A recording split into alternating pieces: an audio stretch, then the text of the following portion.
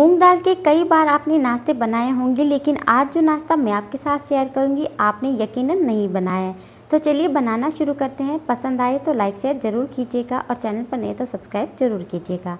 तो इसे बनाने के लिए हमें आधी कटोरी मूंग दाल को भिगो कर ले लेना है और इसे साइड में रख देना है। फिर यहाँ पर हमें 1 कटोरी ले लेना है पोहा, जिसे अच्छे से क्लीन कर लेना है। फिर आधी कटोरी हमें यहाँ पे डालना है सूजी बारीक मोटी जो भी आपके पास है अवेलेबल आप ले सकते हैं। और इन सबको डालकर हम यहाँ पे कर लेंगे ग्राइंड करने के बाद आप यहाँ पे देख सकते हैं हमें कुछ इस तरह का पाउडर फॉर्म यहाँ पे मिल गया है। पाउडर फॉर्म में मिलने के बाद हमें यहाँ पे नेक्स्ट प्रोसेस करनी है। इसमें हमने बिल्कुल दरदरा रखा है और ये जो दाल हमने रखी थी उसे ऐड कर देना है। फिर यहाँ पे हमें ऐड कर देना है दही जो है ज़्यादा खट्टा नहीं लीजिएगा, बिल्कुल जैसे फीका फीका दही होता है ना, उससे नाश्ता अच्छा बनता है। अब एक बार दोबारा से हमें इसे ग्राइंड कर लेना है। जब दोबारा ग्राइंड करेंगे तो हमें कुछ इस थिकनेस का पेस्ट मिलेगा।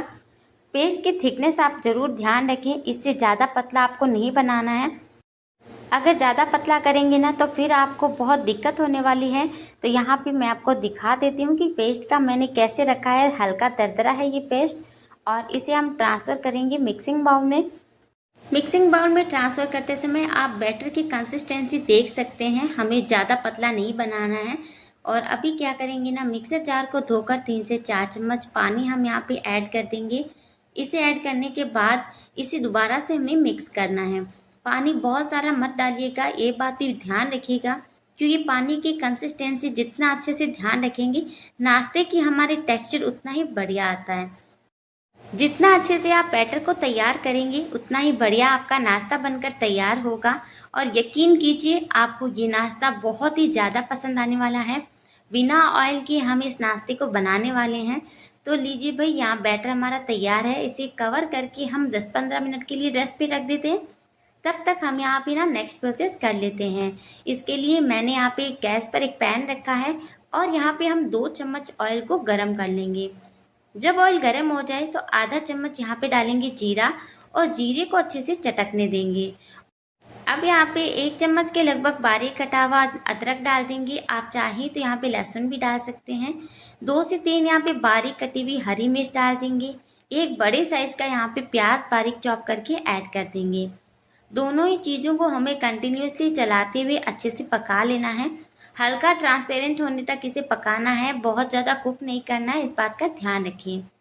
और यहाँ पे हमारा ना जो ये प्याज हरी मिर्च है बहुत अच्छे से कुक हो गई है और हल्की ये ट्रांसपेरेंट हो गई है। तो हम यहाँ पे नेक्स्ट इंग्रेडिएंट में डालेंगे आलू। 2 कच्चे आलू को मैंने यहाँ पे बिल्कुल बारीक वाले ग्रेटर से ग्रेट करके लिया है।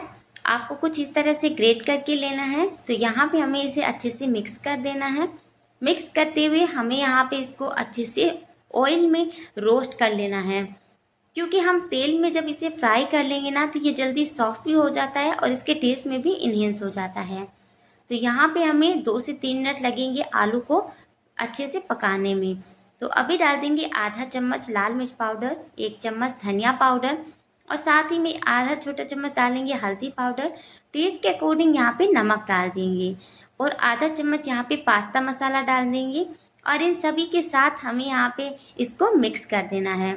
सभी चीज़ें डालकर इसे जितना अच्छे से मिक्स करेंगे उतना ही बढ़िया यहाँ पे हमारी फिलिंग बनकर तैयार होगी। कंटिन्यूसली इसे पकाना है, ध्यान रखिएगा। इसे 3 से 4 मिनट हमें अच्छे से कुक करना है। आलूओं में खुद का पानी होता है, तो हमें क्या करना है, इसे लो फ्लेम पर कंटिन्यूसली चलाते जाना है और मसाले भी इसी के साथ अच्छे से पक जाएंगे। तो यहाँ पे हमारे आलू भी लगभग पक चुके हैं, लेकिन इन्हें पूरी तरह से गलाने के लिए हमें क्या करना है, यहाँ पे ऐड करना है थोड़ा सा पानी। तो मैं यहाँ पे ना थोड़ा सा पानी ऐड कर रही हूँ, लगभग 4 से 5 चम्मच के समथिंग। बस इतना ही पानी मैं यहाँ पे ऐड कर रही हूँ। ये पानी ऐड करके इसे चलाना नहीं है, लो फ्लेम पर 2 मिनट के लिए पकने देना है। 2 मिनट बाद हम चेक करेंगे ना तो ये काफ़ी अच्छे से गल जाते हैं और देख सकते हैं बहुत ही बढ़िया तरीके से ये पक भी चुके हैं। तो यहाँ पे हमारी लगभग फिलिंग बनकर पूरी तरह तैयार हो गई है। कुछ इंग्रेडिएंट और डालने हैं, वो हम अभी आपको बता देंगे। तो चलिए भाई, इसे भी हमें अच्छे से मिक्स कर लेना है। और अब यहाँ पे हमें ऐड कर देना है आधा चम्मच अमचूर पाउडर और थोड़ा सा धनिया पत्ती ऐड कर देंगे। धनिया पत्ती लुक और टेस्ट दोनों ही बढ़ा देता है, ज़रूर ऐड कीजिए। और बहुत ही स्वादिष्ट हमारा यहाँ पे आलू मसाला तैयार है बिना उबाले हुए। अब इसे कंटिन्यूसली चलाते हुए फ्लेम को ऑफ कर देंगे और थोड़ी देर के लिए ऐसे ही चला लेंगे और चलाने के बाद इसे पूरी तरह से ठंडा होने देंगे। तो यहाँ पे हम फिलिंग को रख देते हैं साइड में ठंडा होने के लिए, और जब ये पूरी तरह से ठंडा हो जाएगा तभी हम यहाँ पे इसको यूज़ करेंगे। तो यहाँ पे हम कुछ देर बाद यूज़ करेंगे। तो 10 मिनट के समथिंग हो गए हैं, तो फिलिंग अच्छे से ठंडी हो गई है। तो मैं यहाँ पे ऐड कर रही हूँ मोज़रेला चीज़। तो मेरे पास ये चीज़ पड़ी थी तो मैंने ऐड कर दी है, और इसे ऐड करने के बाद ना इसे अच्छे से मिक्स कर देना है। जब हमने इसमें चीज़ डाला तो ये नमकीन थोड़ी कम हो गई, मतलब इसके मसालों की फ्लेवर थोड़ा कम हो जाता है। तो हमें यहाँ पे क्या करना है, इसमें डाल देना है और आधा छोटा चम्मच सांभर मसाला। सांभर मसाले का टेस्ट सच में बहुत अच्छा लगता है, इसलिए ज़रूर डाल के देखिएगा।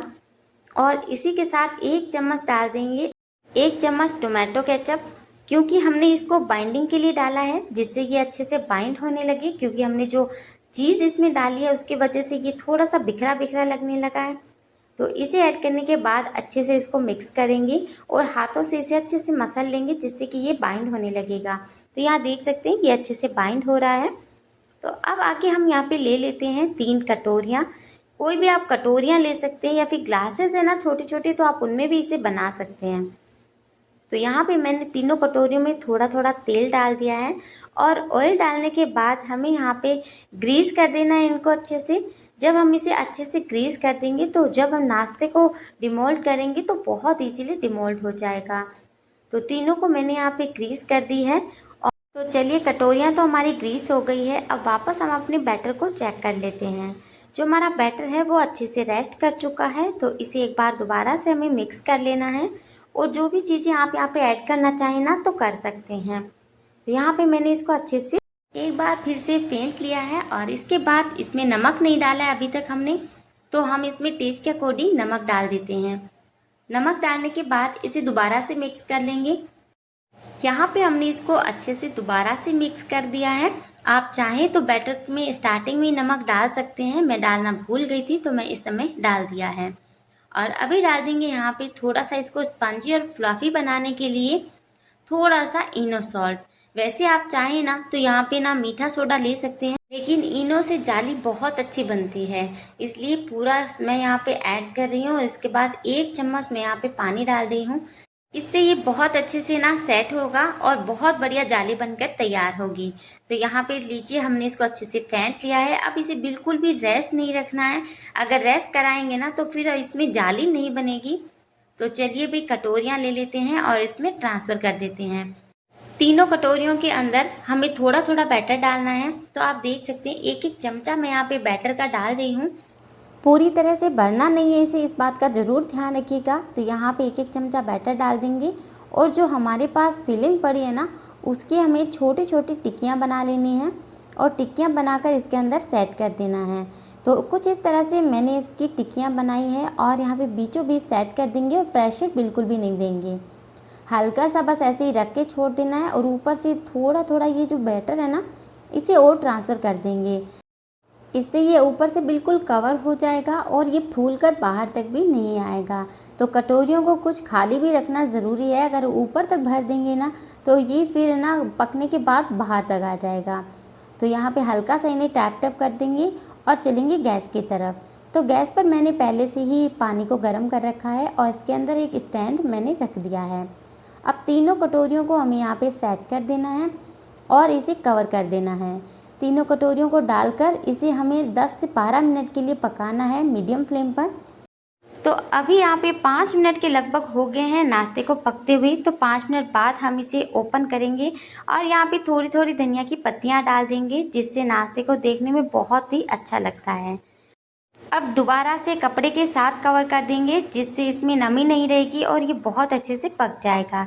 तो हमने यहाँ पे फ्लेम को ऑफ कर दिया है, और यहाँ पे आप ना कोई भी स्टिक या चाकू डाल के देख लीजिएगा, पक गया है तो निकाल लीजिए बाहर। 12 मिनट पकने के बाद हमने इनको निकाल लिया है बाहर, और कटोरियों को हमने ठंडा होने दिया है।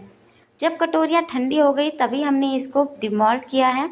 डिमोल्ड करने के लिए आपको चाकू ले लेना है और चाकू से इसके किनारे छुड़वा देनी है। कुछ इस तरह से चाकू के किनारे छुड़वाने के बाद यहाँ पे ये नीचे से ना अच्छे से छोड़ देगा अपनी जगह को और ये बहुत अच्छे से डिमोल्ड हो जाएगा। अब इसे पलट कर टैप टैप करेंगे ना तो ये बहुत ईजीली निकल आएगा। तो देखिए नाश्ते का लुक कितना बढ़िया आया है। तो चलिए इसे तो साइड में रख देते हैं और यहाँ पे दोबारा से दूसरी कटोरी को भी इसी तरह से हमें डिमोल्ड कर लेना है। तो ये भी हमने इसी तरह से डिमोल्ड कर लेना है। तो अब की बार मैं स्पैचुला का यूज़ कर रही हूँ, इससे ये नीचे तक डिमोल्ड हो जाता है और पलट कर जब निकालेंगे तो बहुत इजीली निकल जाएगा। वैसे तो आप इसे ऐसे भी खा सकते हैं, लेकिन एक नया लुक हम इसे देंगे। तो इसके लिए हमें क्या करना है, एक पैन में 2 से 3 चम्मच ऑयल गरम कर लेना है और ऑयल गरम होने के बाद इसमें राई डाल देंगे। इसी के साथ यहाँ पे डाल देंगे थोड़ी धनिया की पत्तियाँ। खूब सारा धनिया डालने के बाद इसे चला लेंगे। थोड़ा सा चलाने के बाद जब ये पकने लगेगी तभी हमें यहाँ पे थोड़ा सा डाल देना है सांभर मसाला। इससे नाश्ते का टेस्ट बहुत अच्छा आएगा। नीचे की साइड से जो हमने डिमोल्ड किया था वहाँ से हमें इसके ऊपर रख देना है और तीनों को हमें इसी तरह से इसके ऊपर रख के पका लेना है। इस तरह से ये नीचे की साइड से बहुत ही सुंदर तरीके से पकेंगे। थोड़ी देर इसे मीडियम फ्लेम पर ऐसे ही पकने दीजिए और फिर यहाँ पे इसको हमें पलटी करना है। 1 से 1.5 मिनट के बाद हमें इसे पलटना है। तो पलटते समय आप देख सकते हैं एक साइड से कलर बहुत ही सुंदर आया है और दूसरी साइड से भी इसी तरह से बहुत सुंदर कलर आएगा। दोनों तरफ से हल्का सा क्रिस्पी होने के बाद ये खाने में बहुत ही ज़्यादा टेस्टी लगते हैं। अब हमें इसके साइड में और फिर से डाल देना है सांभर मसाला। इससे दूसरी साइड से भी मसाला अच्छे से चिपक जाए तो बहुत ही स्वादिष्ट लगेगा। तो इसे भी इसी तरह से डालकर थोड़ा सा चला लेंगे और ये नीचे से भी बहुत अच्छे से पक गया है। यहाँ पे हमने इसको पलट देना है। पलटने के बाद देखेंगे कि बहुत ही बढ़िया तरीके से ये दोनों तरफ से पक गया है, अच्छे से हल्के क्रिस्पी हो गए हैं। तो इस तरह नाश्ता खाने में नहीं, देखने में भी बहुत ज़्यादा टेस्टी लगता है। तो कहते हैं ना, खाना देखने में ज़्यादा अट्रैक्टिव होता है तो खाने में भी मज़ा आता है। तो चलिए दोनों तरफ से हमने अलटते पलटते भी अच्छे से पका लिया है। अब हमें इसे बाहर निकालने की बारी आती है। तो निकालते हैं इसे प्लेट में और प्लेट में निकालते समय आप देखिएगा नाश्ता बहुत ही सुंदर लगता है प्लेट में। तो फ्रेंड्स तैयार है हमारा बिल्कुल लजीज और मज़ेदार नाश्ता, जो बिल्कुल हमने कम ऑयल में बना के तैयार किया है। फ्राइड रेसिपी खा के बोर हो गए हैं तो अब आप इसे ट्राई करके देखिएगा। सच में बहुत अमेजिंग रेसिपी है और हमें इसको सर्व कर लेना चाहिए। अब हमें इसे सर्व करना है। तो सर्व मैं कर रही हूँ इसे दही के साथ।